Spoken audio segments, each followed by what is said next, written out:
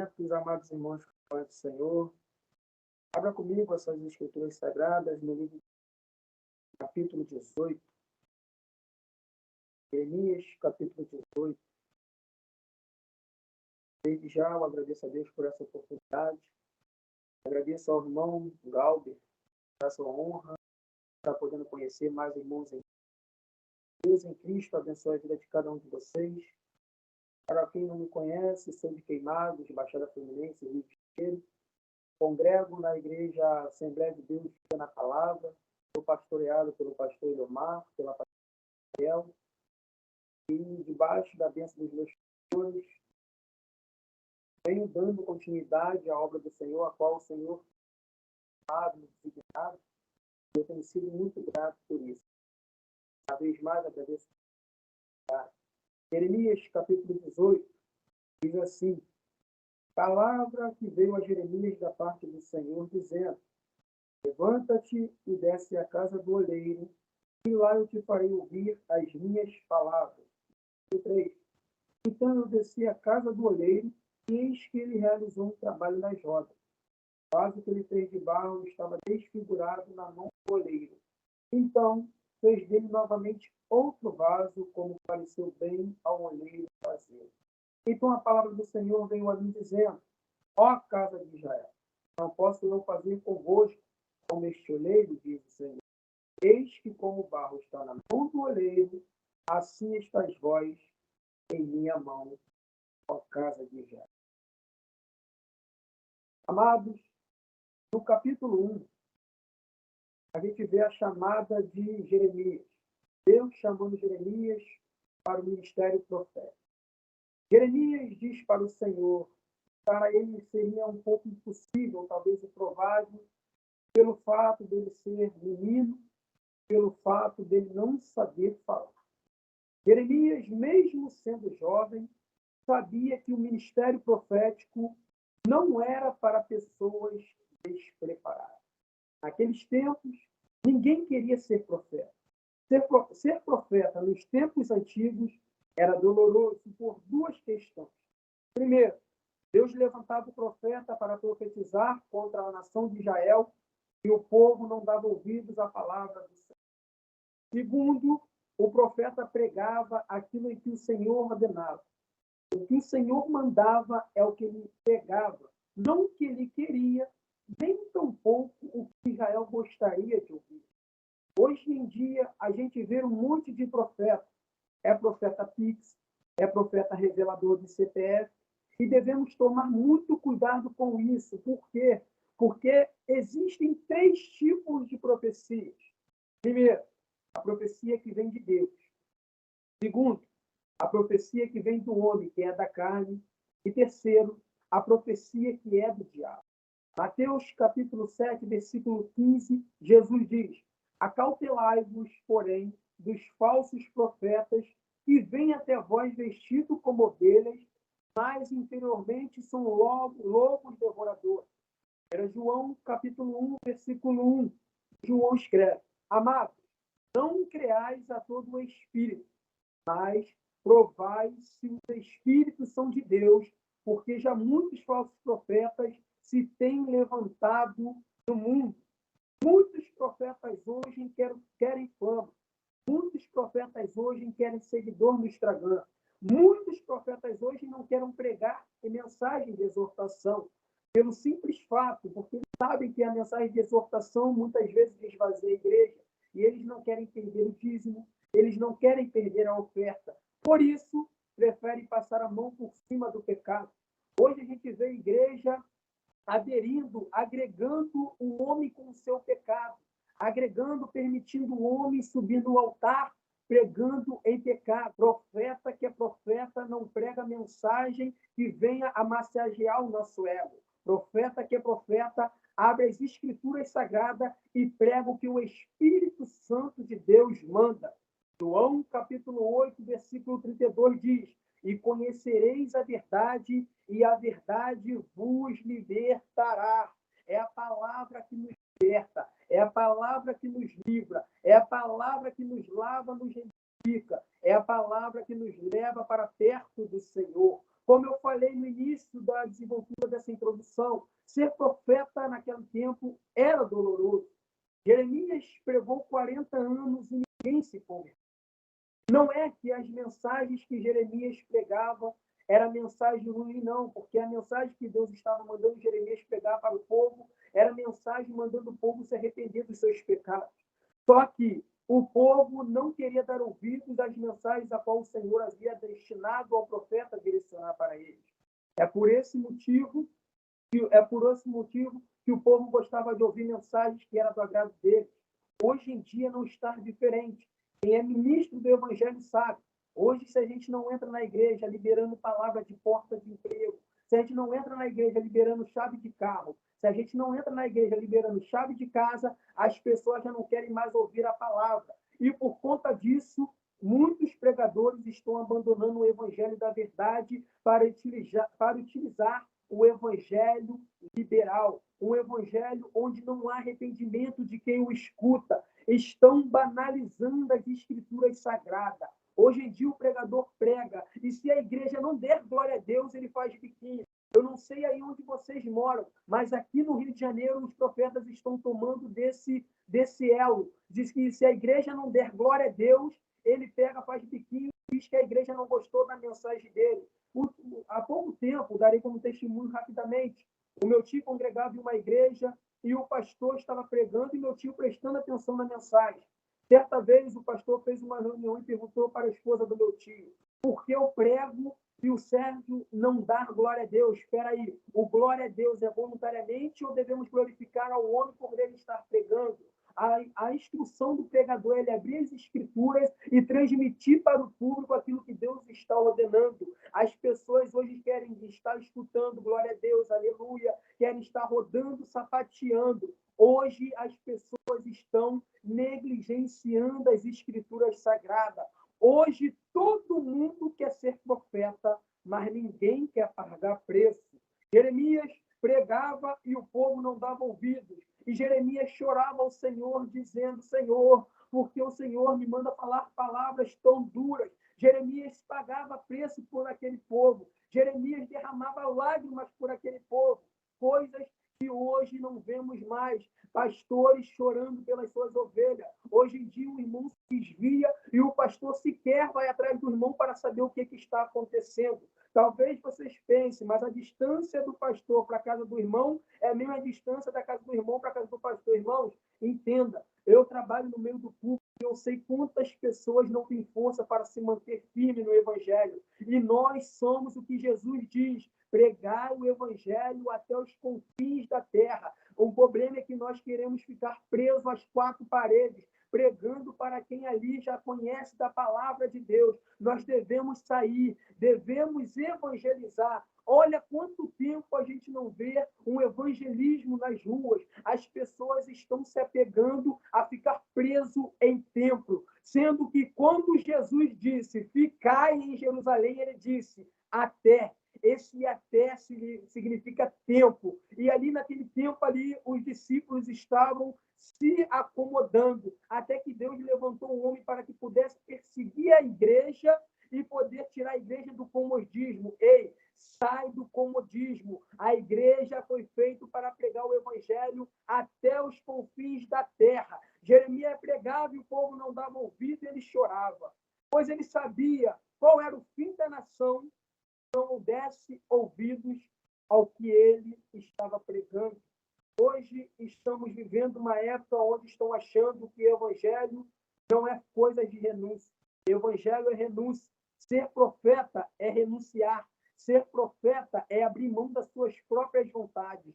Ser profeta é você abrir mão até mesmo do seu luto, até mesmo das suas dores para poder fazer a obra de Deus. Bíblia, Ezequiel, capítulo 24. Deus permite a mulher do profeta vir à obra, mas não permite o profeta fazer o luto. Hoje em dia todo mundo quer ser profeta. Hoje em dia todo mundo quer, mas muitos não querem renunciar. Muitos não querem abrir mão das próprias vontades. Jeremias não teve filhos. Jeremias não teve esposa. Abriu mão das suas próprias vontades pelo ministério de Deus. Mesmo Jeremias dizendo para o Senhor, lá no versículo, lá no capítulo 1, Senhor, eu sou pequeno, eu sou criança, eu sou jovem, eu não sei falar. O Senhor diz para Jeremias, no versículo 7, não digas, eu sou um menino, porque a todos a quem eu te enviar, irás, e tudo quanto te mandar, falarás. Versículo 9, o Senhor termina dizendo para ele, eis que ponho a minha palavra na tua boca. Irmãos, não somos nós quem falamos, é o Espírito Santo de Deus quem capacita, quem nos capacita e fala por nós. Não tenha medo de pregar o Evangelho, não tente se enturmar em meio de pessoas que não agregam ao Evangelho para não perder a amizade. Ei, o Espírito Santo de Deus me trouxe aqui esta noite para dizer a você, sou eu quem coloca palavras na sua boca. Você não está sozinho. Levanta-te e vai, porque eu estou contigo. Jeremias era um jovem inteligente. E Jeremias era um jovem bastante observador. E podemos notar a sua observância em Jeremias capítulo 1, versículo 11, onde o Senhor pergunta para ele, Jeremias, o que tu vês? Ele responde, vejo uma vara de amendoeira. E disse o Senhor, viste bem. Jeremias era um profeta que gostava de admirar as obras do Senhor. Jeremias estava sempre ali em prol da obra do Senhor, admirando, e sempre fazia, Deus quando enviava uma mensagem para o profeta, era utilizando das suas obras. E Jeremias, por ser um jovem bastante observador, um jovem bastante inteligente, e Deus gosta de levantar pessoas com esses aspectos, pessoas inteligentes, pessoas observadoras. Conhecendo o nível de observação e inteligência que Jeremias tinha, Deus vira para o profeta e dá a seguinte ordem. Jeremias, levanta-te, capítulo 18, versículo 1. Palavra que veio a Jeremias da parte do Senhor. Versículo 2. Jeremias, levanta-te e desce à casa do oleiro, e lá te farei ouvir as minhas palavras. Aqui, Deus iria transmitir uma mensagem para o profeta através do oleiro, que simboliza Deus, e através do vaso de barro, que simbolizaria a casa de Israel. Deus manda Jeremias se levantar e descer até a casa do oleiro, para que lá o profeta estivesse ouvindo a voz dele. Só que isso aqui me chama a atenção, porque o versículo 1 já diz que Jeremias estava ouvindo a voz do Senhor. E por que Deus manda Jeremias descer à casa do oleiro e lá farei a ele ouvir as palavras? Aqui eu compreendo que é Deus tirando Jeremias de um ambiente e levando Jeremias para outro. Porque muitas vezes, ou às vezes, Deus precisará nos tirar de alguns ambientes para poder transmitir para nós a mensagem dele. O ambiente em que Jeremias estava não era um ambiente propício para receber profecias do Senhor. O ambiente no qual Jeremias se encontrava não era um ambiente no qual era designado para Deus enviar uma mensagem para ele. E talvez você se pergunte, pregador, que ambiente é esse? Se você abrir Jeremias, capítulo 17, versículo 19, você vai ver que Jeremias estava na porta de Jerusalém. E Deus está dizendo para ele, Jeremias, saia da porta e vá para dentro da casa do oleiro, e lá eu tenho uma palavra para você. Ei, Deus está falando para pessoas nesta noite. É preciso você sair da onde eu já mandei você sair. É preciso você se levantar da onde eu já mandei você se levantar e ir para onde eu já falei para você ir. E lá eu tenho mensagens profundas para você. Às vezes Deus vai fazer a gente mudar de ambiente para que a gente possa receber a sua revelação. Para que Deus aumente o nível de revelação, Deus precisa que Jeremias troque de ambiente. Porque existe alguns ambientes que nós não seremos valorizar. Lembra de José? José, enquanto estava perto da sua família, José tinha sonhos, mas José mesmo não conseguia interpretar os seus sonhos. Os irmãos de José que tentavam interpretar os sonhos dele. Um belo dia, José teve um seguinte sonho, que via o feixe dos irmãos dele prostrado diante dele. E ele conta o sonho para os irmãos dele diz, quer dizer que você reinará sobre nós?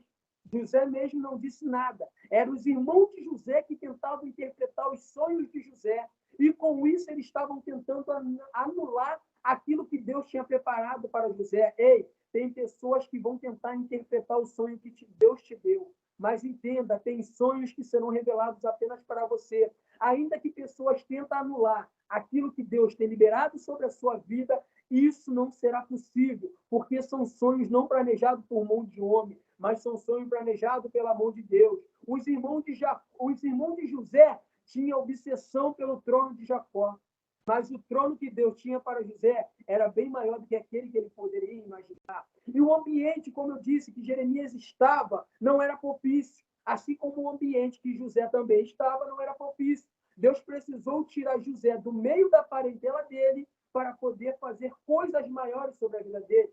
Às vezes acontecerá que Deus nos tirará do meio de pessoas para que ele possa realizar o projeto. Por quê? Porque existem pessoas que aparentemente parecem sorrir com a nossa vitória, mas pelas costas estão nos apunhalando.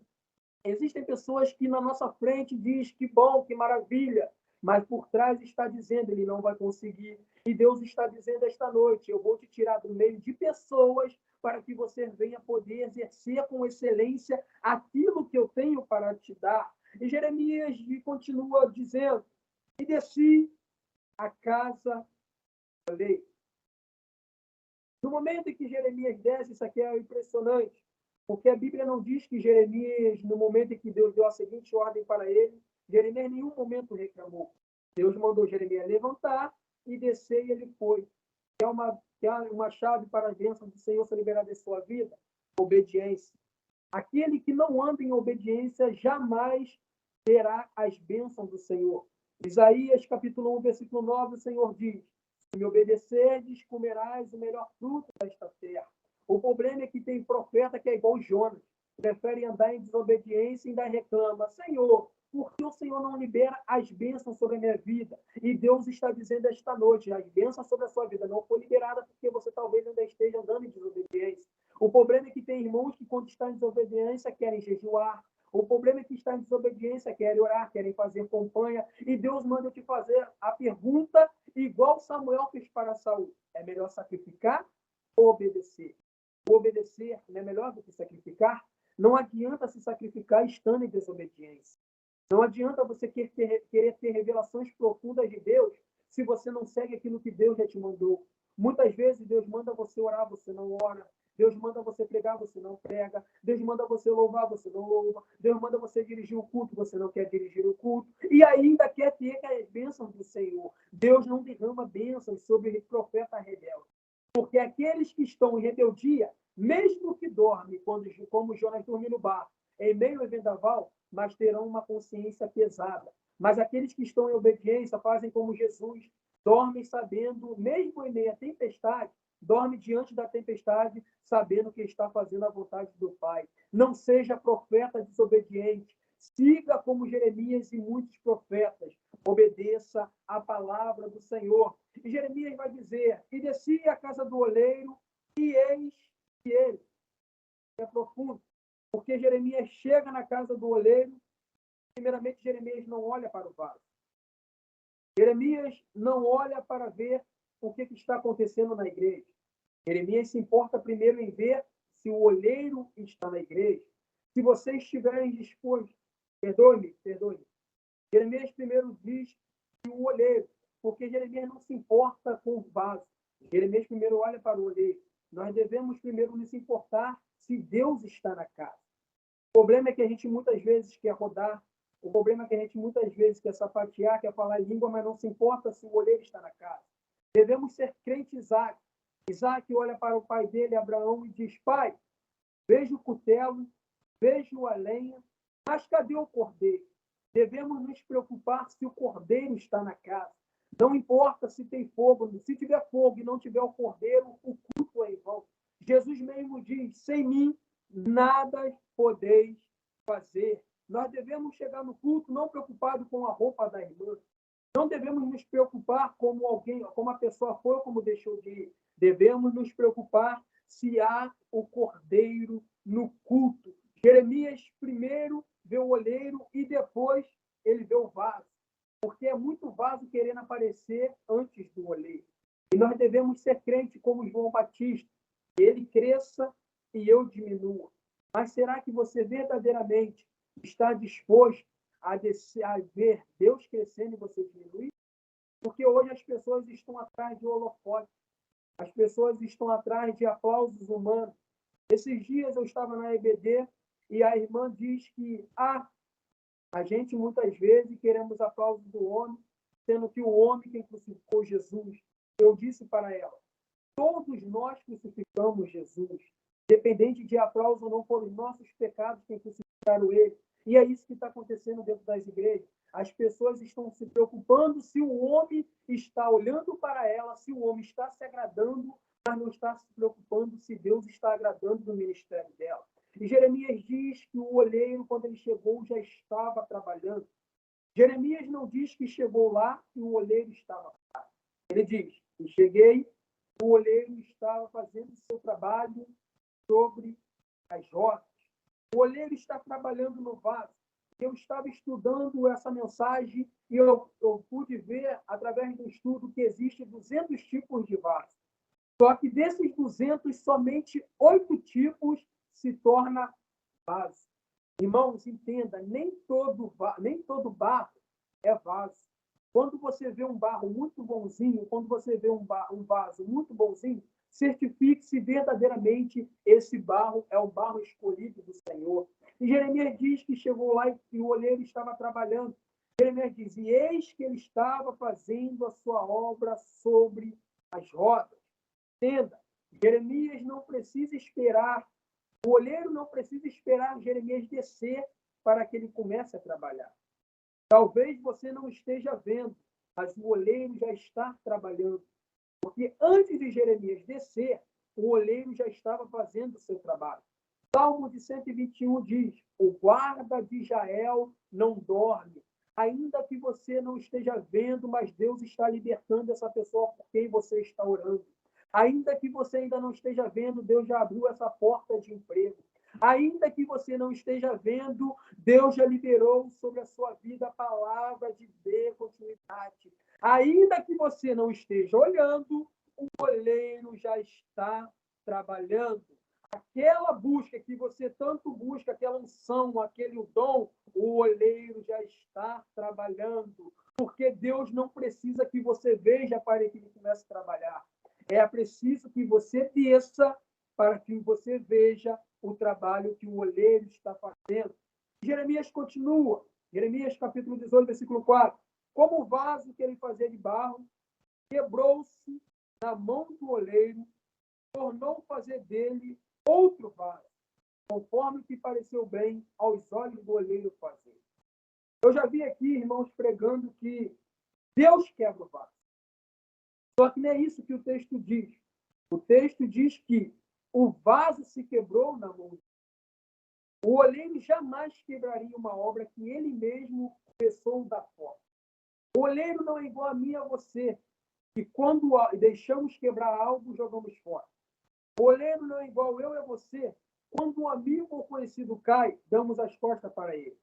O olheiro entende que mesmo quebrado, mesmo rachado, mesmo desanimado, tem restauração. Vaso só é vaso porque tem um olheiro. O problema é que nós vivemos no meio de uma geração que se quebra e diz, eu estou quebrado, mas estou na mão do olheiro. Reclama, mas adorador diz, eu estou na mão, perdoe. Hoje nós vivemos uma geração onde o povo reclama, estou na mão do olheiro, mas estou quebrado. Mas eu procuro dizer que adorador de verdade diz, eu estou quebrado, mas eu estou na mão do olheiro. Muitas vezes o próprio vaso se quebra sozinho e quer pôr a culpa em Deus. Sabe como? Você pergunta para o irmão, saiu da igreja por quê? Ele quer culpar o pastor. De certa forma, ele está culpando a Deus, porque não foi o pastor quem morreu pelos pecados dele. Você pergunta, irmão, saiu da igreja por quê? Meu casamento não deu certo. Está culpando a Deus, porque não foi seu cônjuge que morreu pelos seus pecados, foi Jesus. Sabe por que o vaso quebrou?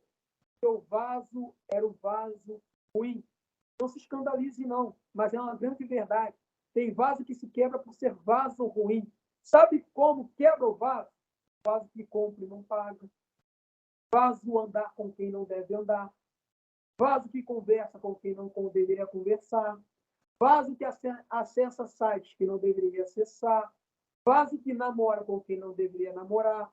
Porém, Mesmo o vaso sendo rebelde, andando em desobediência, olha o que acontece com o vaso que se quebra, mas continua nas mãos do oleiro. Parte B do versículo 4 vai dizer que o oleiro tornou a fazer dele outro vaso, conforme o que pareceu bem aos olhos do oleiro fazer. Aqui podemos aprender que é melhor a gente se quebrar nas mãos do oleiro do que nos quebrarmos nas mãos do inimigo, porque o adversário usa os seus secretários da maneira que ele quer e depois descarta. Mas o nosso oleiro, mesmo quando nos quebramos diante da sua glória e diante da sua santidade, ele não nos descarta, ele não nos joga fora, ele não desiste de nós. Muitas vezes, irmão, rapidamente contar meu testemunho, eu achei que eu estava abandonado. Cheguei a me envolver na Melissa, aqui onde eu moro, e Deus dizendo que iria me restaurar, que tinha um ministério para mim na palavra, e eu nunca acreditava. Era Deus falando, filho, você está quebrado, mas você ainda está na minha mão. Talvez você esteja desanimado esta noite. Talvez você ache que está desamparado, mas Deus está dizendo, você ainda está na minha mão. Muitas vezes o inimigo até tenta nos tirar da mão do oleiro, mas o oleiro está dizendo, eu não desisto de você, não desanime, não desista, não pare de lutar, porque eu sou contigo. Deus está dizendo no meio dessa tribulação, no meio dessa tempestade, no meio dessa angústia, no meio dessa porta fechada, eu estou contigo, porque eu jamais irei desistir de você. Ainda que você abra mão de mim, eu me recuso a abrir mão de você, porque ele diz no versículo 6, eis que como barro na mão do oleiro, assim sois vós na minha mão, ó casa de Israel. E assim eu agradeço a minha oportunidade.